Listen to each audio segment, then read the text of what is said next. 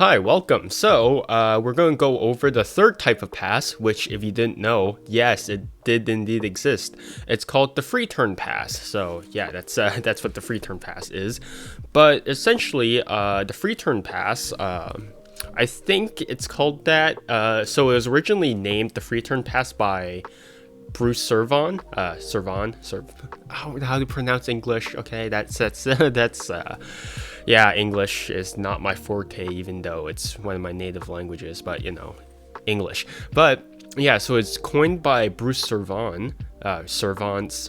Crap, whatever. So Bruce Cervon named it the free turn pass. I'm not sure why. He never explicitly stated why he named it the free turn pass, but I do think they named it the free turn pass because the deck does move independently from the packet that's being shifted or passed. So that's why I think it's being called the free turn pass. But generally, yeah, the name doesn't really matter. It's called the free turn pass. So yeah.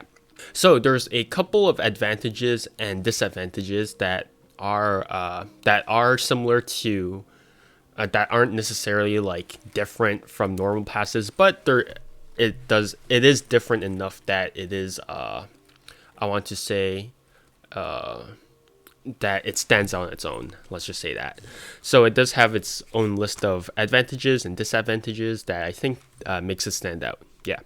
So yeah, let's go over them. So for advantages or pros, if you want to call it that, so the pass this pass in particular can actually be done in two separate actions. So let me just check. All right, so if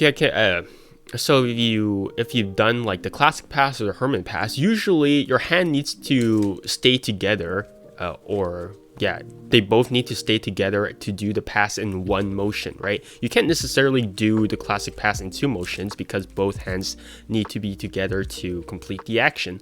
But with the free turn pass, you can actually do the pass in two steps. You can do the steal in one action and then the pass in the second action. So you can break it up into two separate actions, which I think is a huge advantage in terms of functioning, right? And because you can break the pass in two separate actions, both hands don't need to be together for an awkward amount of time. So usually if you're doing like a Herman pass, you need to do this, right? So both hands need to be together for an awkward amount of time. But for a free turn pass, you can just handle things loosely and then do the pass. So that's an advantage of the free turn pass as well. The third advantage of a free turn pass is that it can be used to preserve a stock of cards. So obviously other passes do that as well, but for the free turn pass, it's you can do it from top to bottom. So you can pass the top stock to the bottom, or the bottom stock to the top, bottom stock to the top, or the bottom stock to the bottom. So again, it maintains the same position, or the top stock top stock to the top as well. So that's an advantage of the free turn pass. But there are also some advantages that I'm not the biggest fan of for a free turn pass. So it only works on a smaller stock of cards. So in case that you want to do a half a deck pass, usually if you do a pass, you would be able to do it with half the deck. So the classic pass, the Herman pass, you can do both of those with a half of the deck. There we go.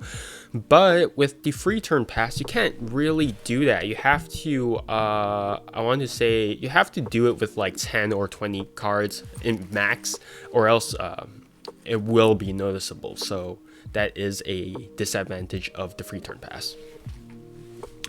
But yeah, the other disadvantage of the free turn pass is that it is significantly less fast than the classic pass. So if you've seen the classic pass before, it is pretty fast. It is just that, right? So there's not really I want to say there's not really a delay, but obviously there is some sort of delay.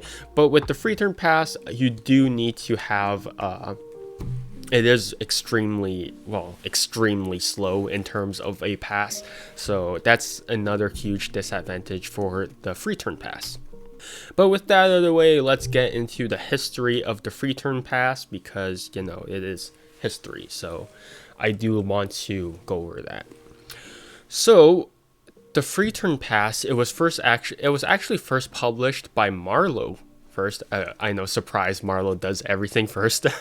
But it was first published by Marlo under the name of Unconventional Passes. So he didn't really give this slate a name. He just tossed it in a category called Unconventional Passes. So it was alongside something like a reverse longitudinal shift, which I just did. So that's that. But it was published in Marlo's Magazine Volume 5, which was published in 1984. So that's where the first apparent publication of the free turn pass came from. But Bruce Cervon published the Cervon free turn pass. That's where the name came from, in Ultra Cervon in 1990. So yeah, and in that list in that book he published like some variation, some utility moves using the free turn pass, and some other stuff, right? So that's where the bulk of the free turn pass comes from. And so that's generally it for like the main like publication history of the free turn pass. But I do also want to add throw in my own 2 cents. So I highly doubt that Marlo or Cervon actually came up with the free turn pass. I actually think that gamblers actually came up with the free turn pass before either of them. So there's actually a reason why I think that. Well, obviously, the classic pass is used by gamblers, I do believe. Erdnase has a section on the classic pass in Expert at the Card Table, I believe. And so the free turn pass, who wouldn't want to keep a stock of cards? I mean, if you're going to steal a stock of cards, then naturally you can give there's going to be a natural, you're going to notice that there's going to be less. But if you're working with a partner, technically they can shuffle the deck really quickly, hand it back to you, and then you could preserve a stock of cards. And as long as you hand it out to a partner who knows, who can feel the thickness, I think that it makes sense that gamblers would use it before magicians. So, and we've seen things similar to the free turn pass in gambling stuff before. If we look at Gambling Sleight of Hand by Steve Forty, there's the palm hinge shift and there's also the side to side shift. It's not exactly the same, but it does accomplish, I want to say it is similar in nature to the free turn pass. And that's why I doubt that Marlo or Cervon came up with this first. But that's my own 2 cents. But yeah, with that we can get into the basic mechanics of the free turn pass. I'm actually going to start with the Marlo handling of the free turn pass before.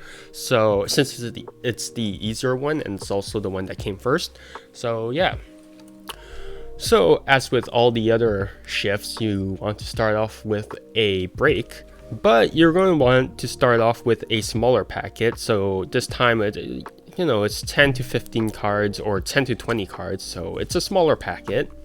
So you're going to have a pinky break above of that packet. So usually, yeah, so that's your pinky break. This is exaggerated, don't do this. But next up, your right hand is going to come over and grip the deck in a biddle grip. So yeah, so middle finger, ring finger, and pinky finger are covering the front edge, and your index is covering the deck, is curled over the deck, and your thumb is contacting the back edge of the deck. Next, basically, it's going to be hard to explain, but so now the bottom packet is basically moving independently of the top packet. So I'll just remove the top packet. Basically, what this is going to do is that your left hand wrist is just going to rotate clockwise. So it's just going to do this. And so without the biddle grip covering it, this is what it's doing. So now it's actually exposing its upper right corner over here. Sorry, I'll just focus it real quick. Right, so it's actually exposing the upper right corner over here, right? And that's all covered by your right hand. So this is the position that you should be in. So you can see that there is a nice angle jog like so. And you can see that the corner isn't necessarily offset from the rest of the deck. So it's mainly just the right corners that are offset. So over here, so take notice of this position. But it's underneath the cover of your right hand, and because of the angle jog, well, this corner naturally lands on where your pinky is supposed to be.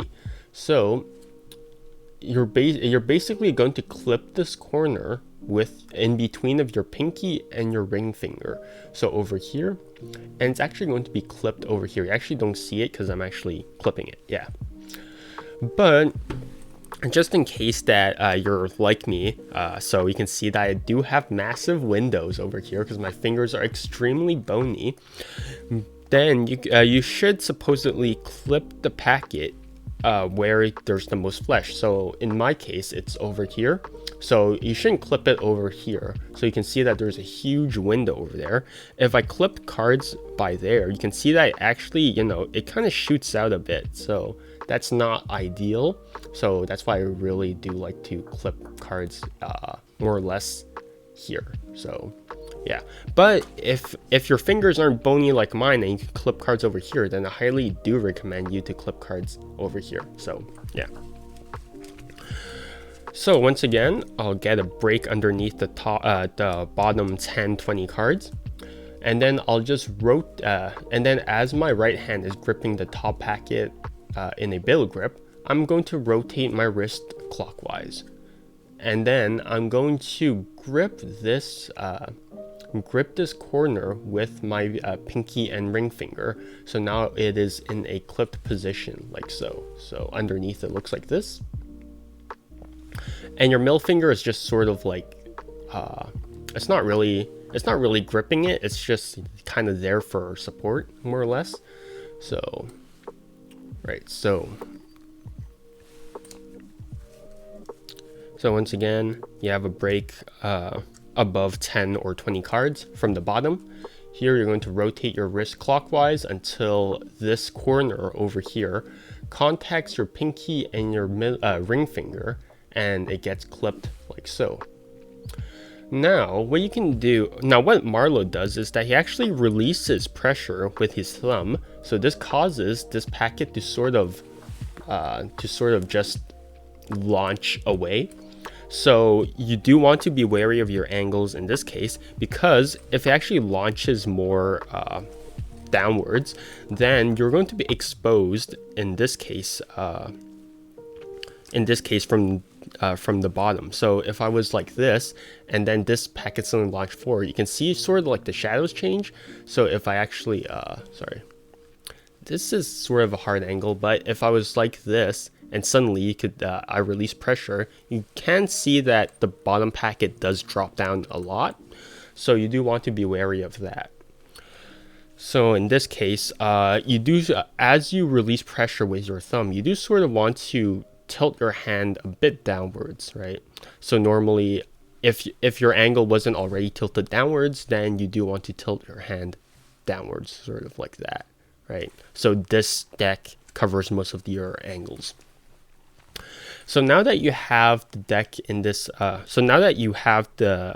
this packet sort of loose and your middle finger is sort of contacting it, now your thumb is going to go on the inside, on the inner right edge of the deck, and it's just going to spin it outwards like so. So once again, you have the packet gripped in your clip position or whatever, and now you're just going to drop it, release pressure with your thumb, so then it just sort of drops downwards. And now you can stick your thumb in between of the gap of the packets, so now it contacts the inner right edge like so. And now you're just going to shift it, rotate it outwards like so. And now what this means for you is that you can transfer this middle finger pressure into a sort of like you can relax your index finger, so now it sort of curls over the what was it called, the upper left corner over here. So this sort of just relaxes over there. So this is just sort of a relaxed grip. So if you continue to do this, that's more of a Cervon thing. So Marlo, the main difference between the Marlo thing and the Cervon thing in terms of grip is more or less just whether it's the middle finger gripping it or the index finger. In this case, it is the index finger that's sort of contacting it, and all the other fingers are just sort of curled in around the packet. So it's more or less this, right? So it's similar to a master palm, but not really. So, and your thumb is just sort of hanging out by the side. It doesn't really apply that much pressure. So yeah, again, this the main pressure, the main fingers that are applying pressure is the middle and ring finger. All the other fingers are just there for support. So yeah. And the very next thing you're going to do is that your right hand is going to come over and it's just going to cover this packet like so, almost like it's going back in a billow grip. And as you're going to do that, it's going to replace the packet back on top, and now you can freely release the pressure with your middle, with your ring and pinky finger, and then you can replace it back on top. So yeah, I'll just go over all the motions again. So you could have a break below of 10 or 20 cards, well, above 10 or 20 cards, like so. Next, you're going to grip the upper portion of the deck, so everything above the break, in a bill grip, and then you could just rotate everything that's below that's above of the break clockwise. So then this corner becomes exposed. So now you could clip everything with your with your ring and pinky finger. I don't know why I keep saying middle. Next, you're going to drop this packet downwards by releasing pressure with your thumb. And then your left thumb goes ahead and slips into the right long edge of the deck, which then allows you to rotate the deck out. And then you could just simply replace the packet on top as you square everything up. And that's the general gist of the Marlo handling of the free turn pass.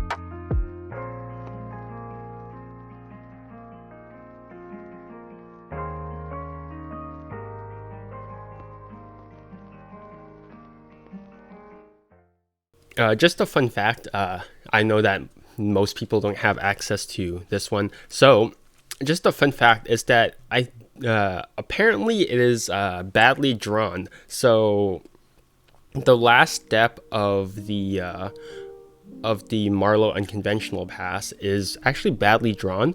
So just as a fun fact, the picture actually shows this bottom packet being slipped back underneath of the deck, which is kind of interesting because well, the instructions tell you to slip it back on top, but here they just tell you to slip it back on the bottom. And it's also interesting because you don't do anything with the deck, you're just slipping it back on the bottom. So that's just like a weird drawing error. So that's just a fun fact I wanted to talk about. So that's my phone. So that should be it for the Marlo handling. Generally, it's very direct. It's just a steel and then you just replace it. Oh, I just knocked my tripod.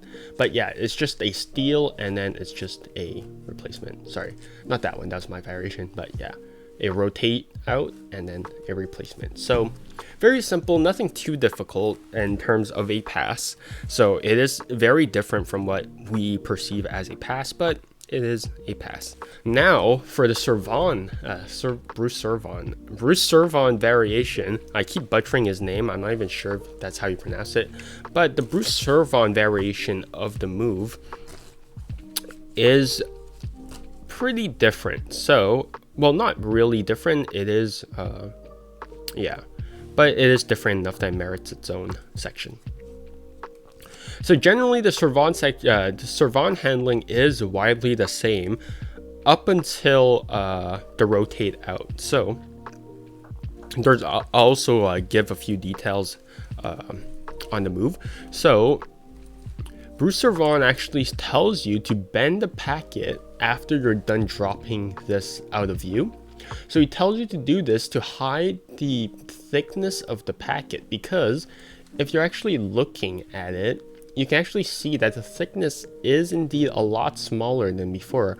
I mean, 10-20 cards doesn't sound like a lot, but if you think about it, 20 cards is it's almost going to be half of the deck. So you do want to pay attention to the thickness, and that's why he tells you to bend the packet just a bit to avoid flashing the thickness of the deck. So essentially, Bruce Cervon actually hides the motion of the pass underneath of a all-around square up. So if you're not aware of a all-around square up, it's essentially just something like this.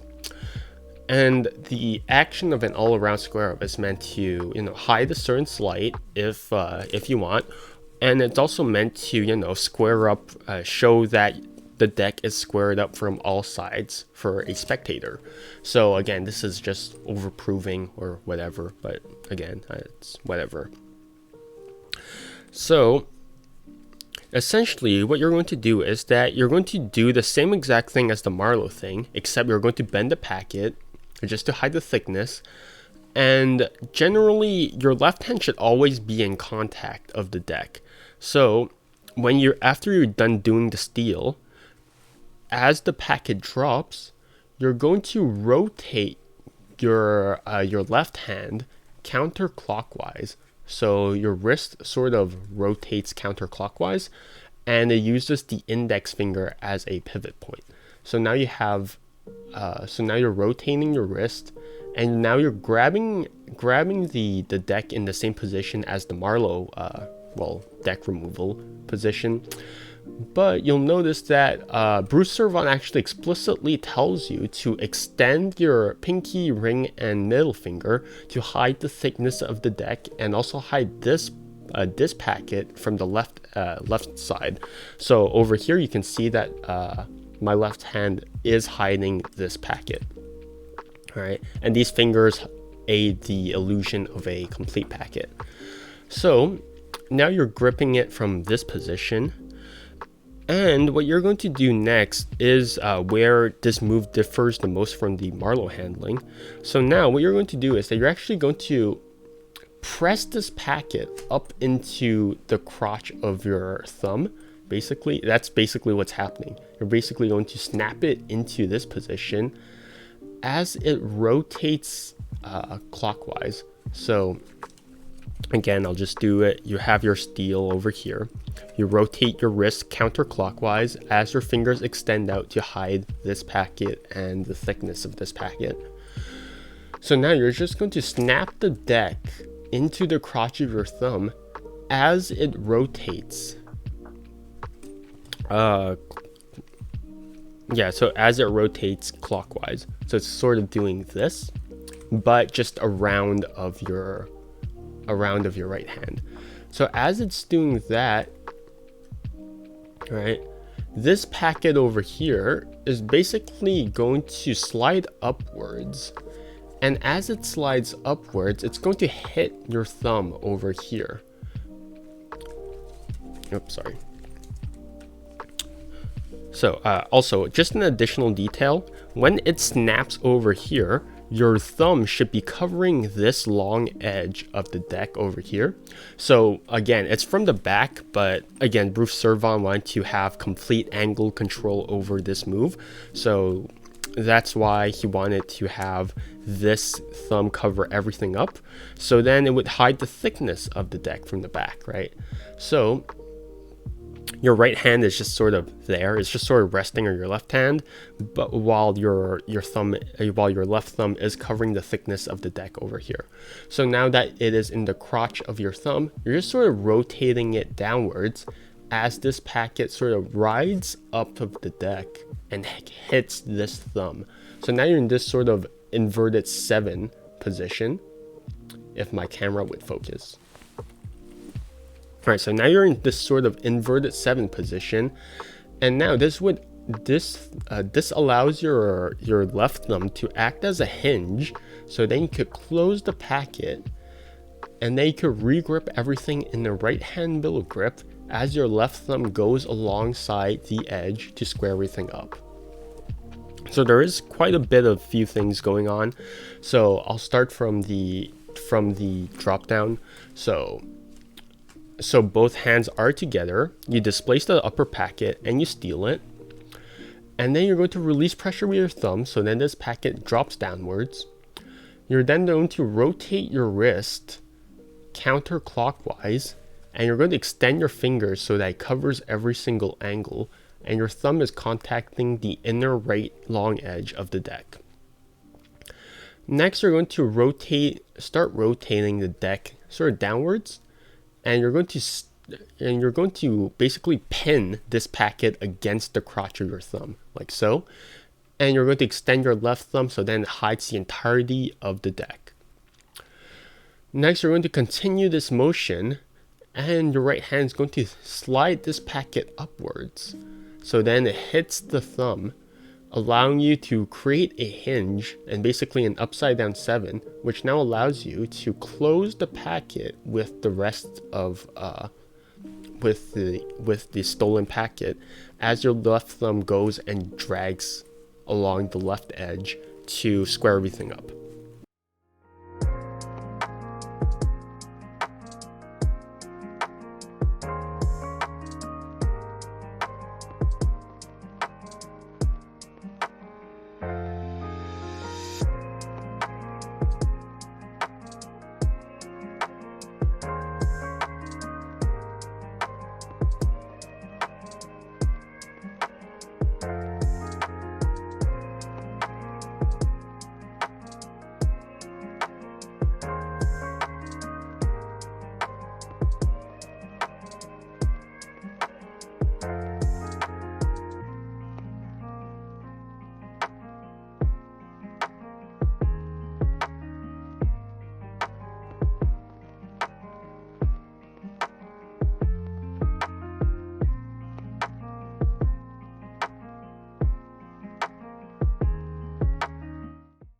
So that was a lot of information.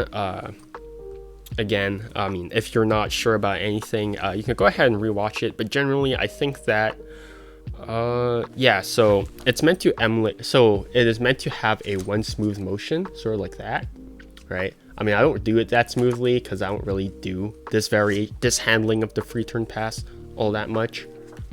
There we go. Yeah, so it's supposed to be more or less like that. So unlike the Marlo handling of the move, what Bruce Cervon does is actually a Cloyes Palm. It's Cloyes palm.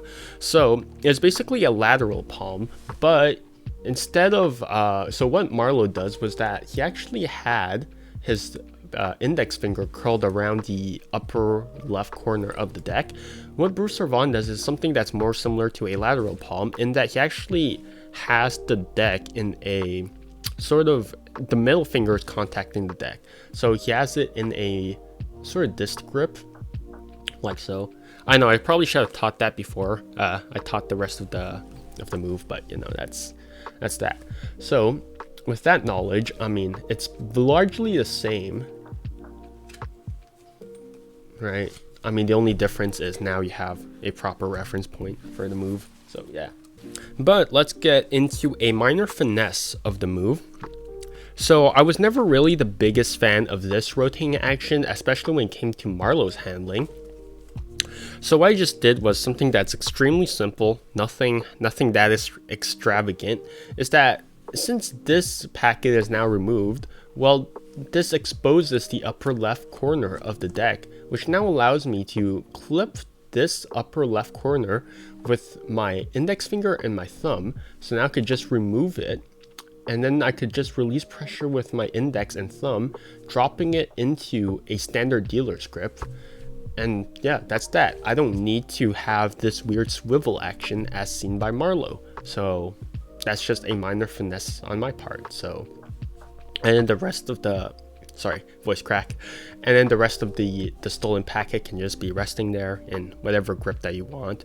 Personally, I do really like Marlo's because it's more relaxed. It's just something like that. It's why I like the Master Palm so much. If you do Cervon's Cloyes, I don't know how to pronounce it. If you do it, you'll notice that your middle finger is abnormally elongated. So I'm not the biggest fan of this palm, especially when it's removed from the deck. But if it's on the deck, then it's fine. But with the deck, then, you know, I would prefer, if it's removed from the deck, then I do prefer Marlo's handling, like so.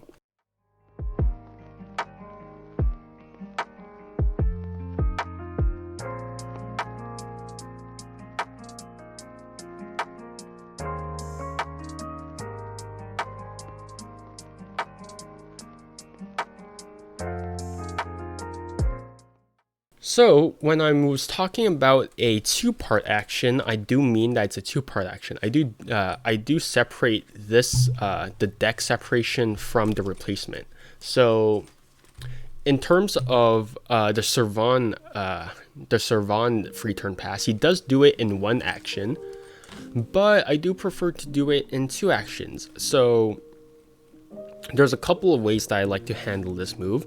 So the first one is actually just a gesture. So when you steal the packet out, you can be like, oh, hey, can you actually hold your hand out or whatever, right? So, you know, hold your hand out. So, and then as this hand comes back over, I can just replace it and then do whatever, right? So yeah, so this is just a gesture, or it can be a relaxation as well. So you can lean backwards and then come back and then square everything up. So you don't have to do everything in one single motion. You can do everything in an offbeat, right? I mean, that's what I love about this move, is that you don't need to do everything in one single motion. Everything can be broken down into two parts, right? There. So, and also one huge advantage is that if you're performing for someone who doesn't know cards, you can actually ask them to shuffle or cut the rest of the deck. So if I want to preserve this bottom stock, I can actually ask them to, oh, hey, can you cut the cards or can you shuffle them? And under the guise of handing them the deck, I actually steal off this packet. And here they can cut, or they can do whatever, they can shuffle.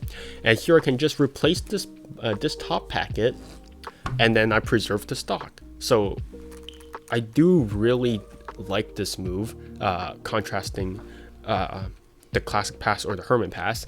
It's just that it has different utilities. So I'll go over some covering actions for the move. So obviously you have your packet stolen.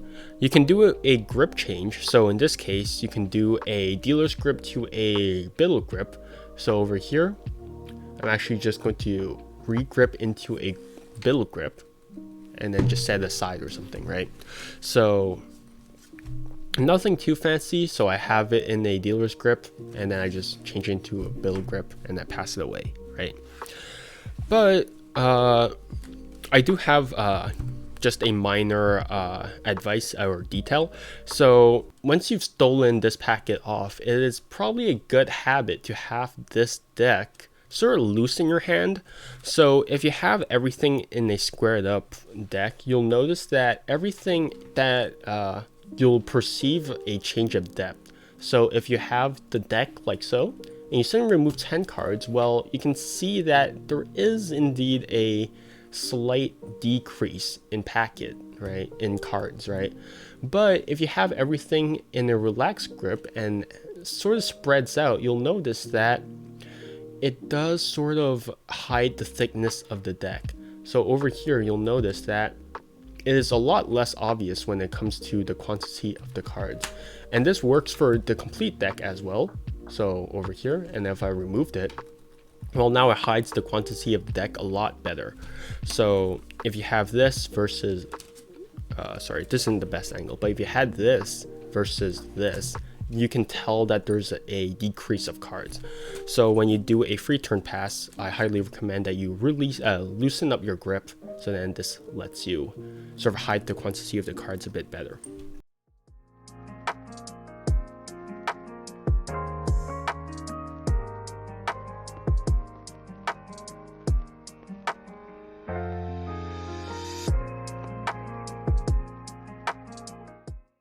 So the second covering action you could do for a free turn pass is that you can actually do a squaring action.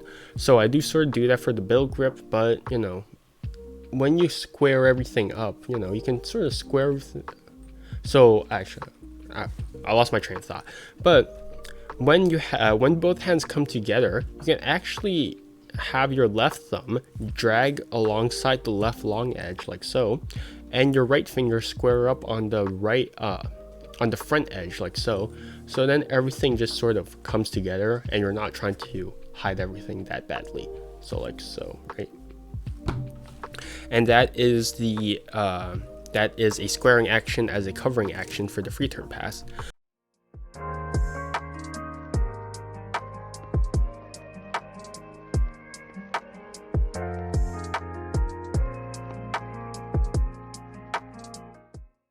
There's also a squaring action at the table. So pretend that you're doing magic at a table and you're having and the deck is tabled like so.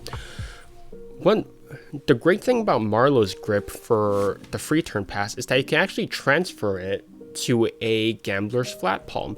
So if you're not familiar with a gambler's flat palm, it is something like this. So the card is held by your pinky and by your thumb like so. The other fingers don't really do much, so it's sort of like this. You can actually do it with a complete packet. So in this case, if you want to transfer it from the Marlo grip to a gambler's flat palm, you just need to apply pressure with your thumb and release pressure with your other fingers. So now just sort of in this relaxed grip like so. So after the spectator is done shuffling or done doing whatever, you can actually sort of do like a mucking action. So as your hand goes to pick everything up, you can release pressure with your thumb. So this clears out this packet. So now it's solely being gripped by your pinky.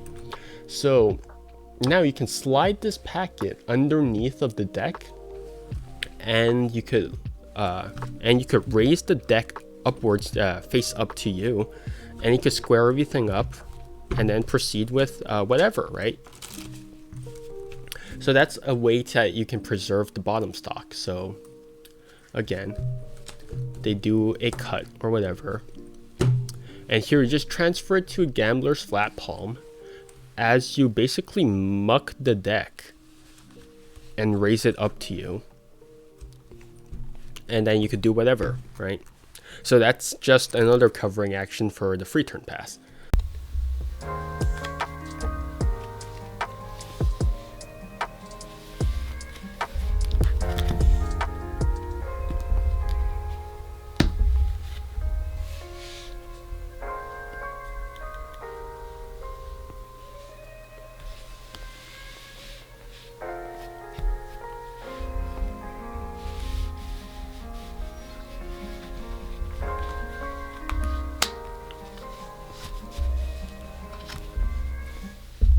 The next thing you can do is something that's more done in the hand. So for example, if you do it with so if you actually just did the free turn pass, you can actually cover it with a thumb fan. So here, as you replace it, you're going into a biddle grip, but you're actually kicking the rest of the packet upwards, and then you could do a thumb fan. So here you have everything in a dealer's grip. As your right hand comes over, it kicks the rest of the packet upwards and then does a thumb fan. So it is one big motion. So it's not replace and then thumb fan, it's more thumb fan, right? So the thumb fan is part of the replacement. So it's sort of like this, right? So it's not replace and then do this. It's one smooth motion, it's one smooth replacement, like so. So that's a thumb fan as a covering action for the free turn pass.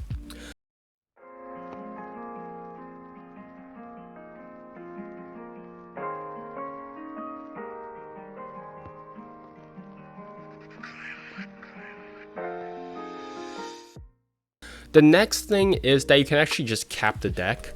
So capping the deck is just adding the top stock.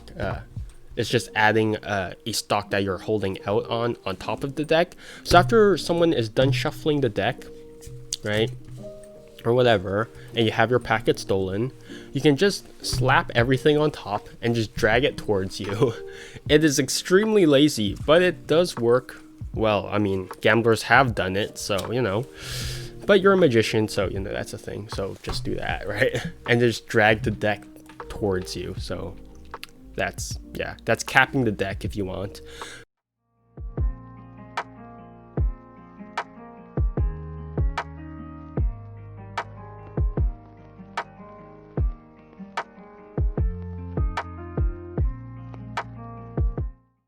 But if you find that a bit too brutish for your liking, you can actually do a table spread. So pretend you have the deck on the table and your packet stolen. Well, now you can actually cap the deck, but instead of dragging it towards you, you can just spread the deck. And that's, yeah, that's a covering action. So again, you have the deck in front of you, and rather than cap the deck, you can just do this, right? You can just spread the deck, and that hides the replacement.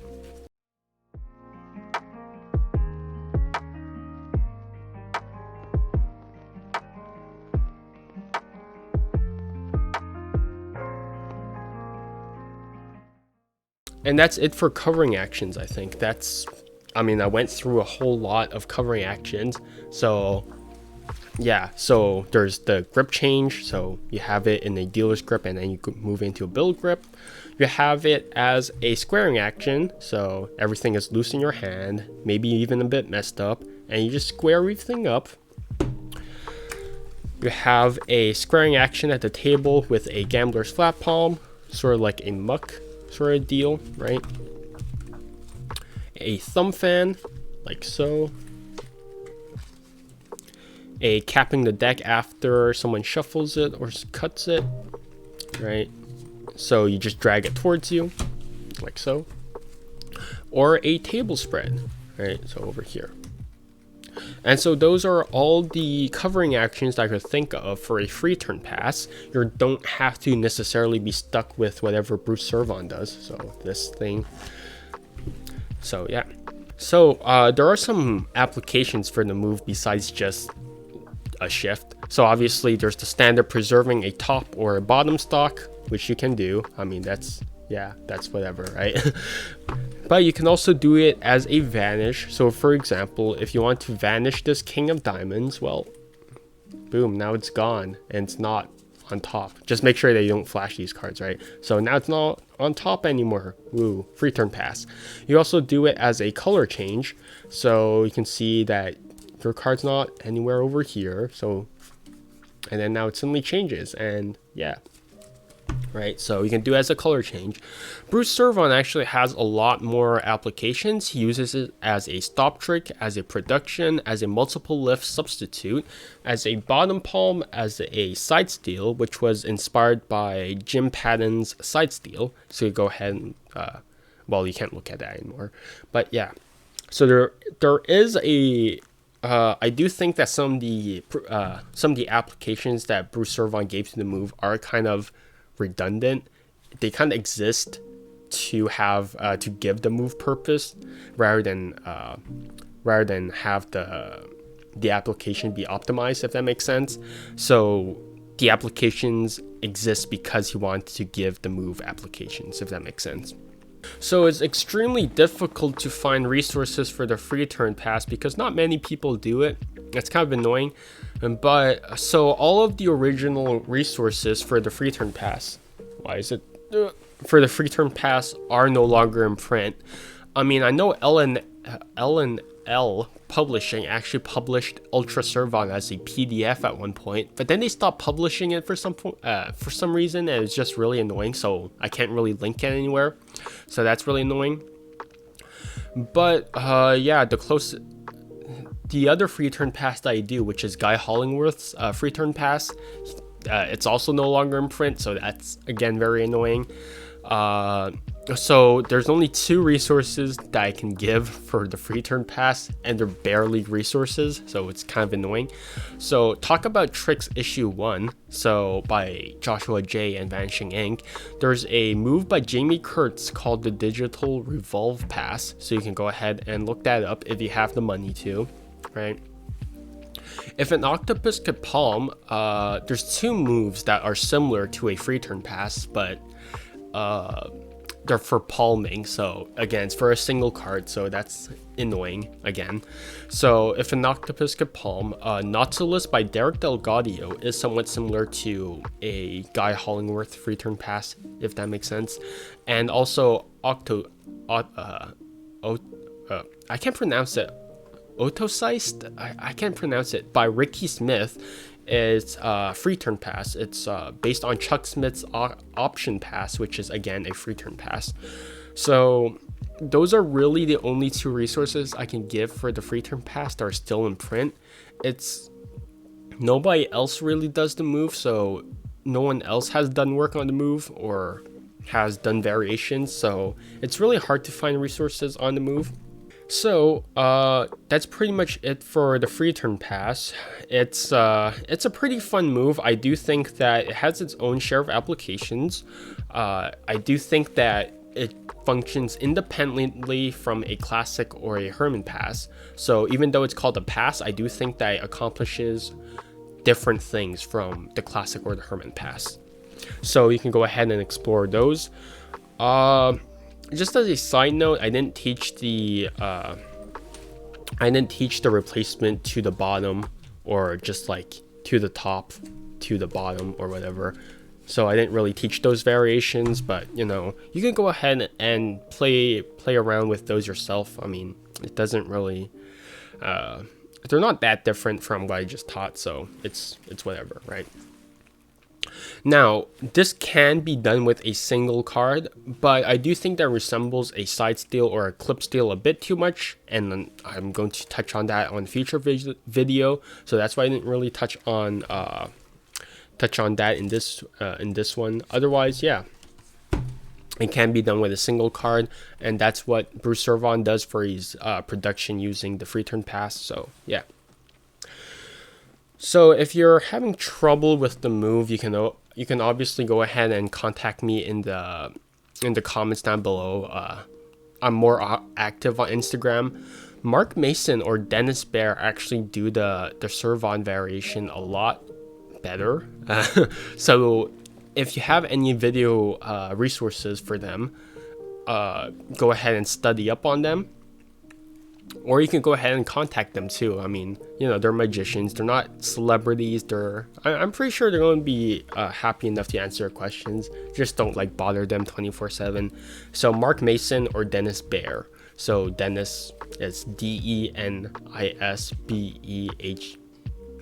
Yeah. So that's Mark Mason, Dennis Bear. So you can go ahead and look up their videos on the free turn pass. They're just performance videos, but I do think that performance videos help you tremendously. So yeah, that's about it for the free turn pass. I'm very dehydrated. It's very dry these days. So yeah,